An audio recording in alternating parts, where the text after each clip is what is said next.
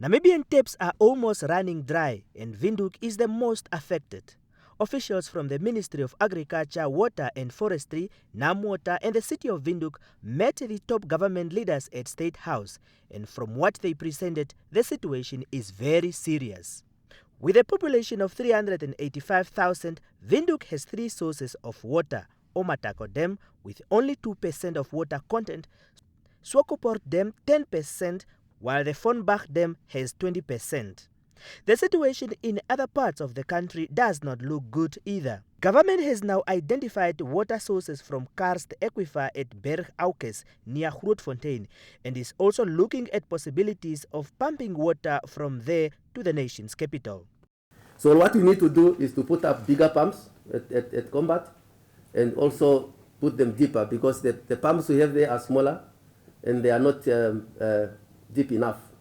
So we just have to put in bigger pumps at a deeper level and make more water available for pumping to Omatako and transfer to Windhoek.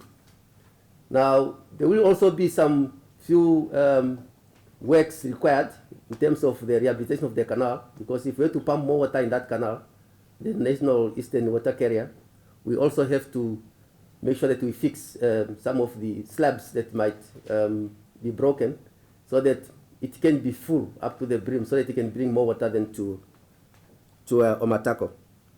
And that system will cost us about 44 million to get that work done and transfer more water to Windhoek.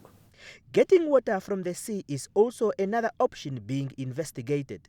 But the plan will then make government commit more resources, as Windhoek is 1,200 meters above sea level, which will require a lot of energy to pump water from the coast. The terrain and all those things, we have to consider that.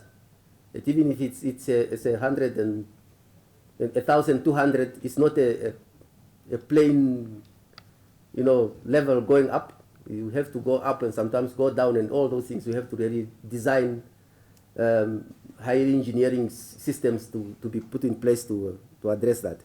But it is one long-term solution that we have to consider.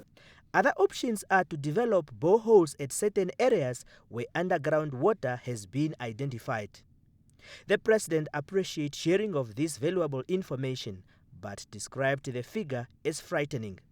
He also says government will soon declare a drought emergency situation in the country.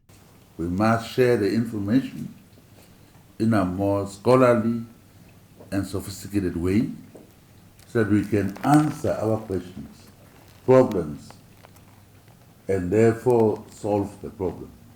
When we understand them, when we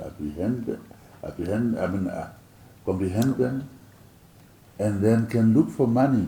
About $255 million is needed in the next 4 years to address the water shortage in the country.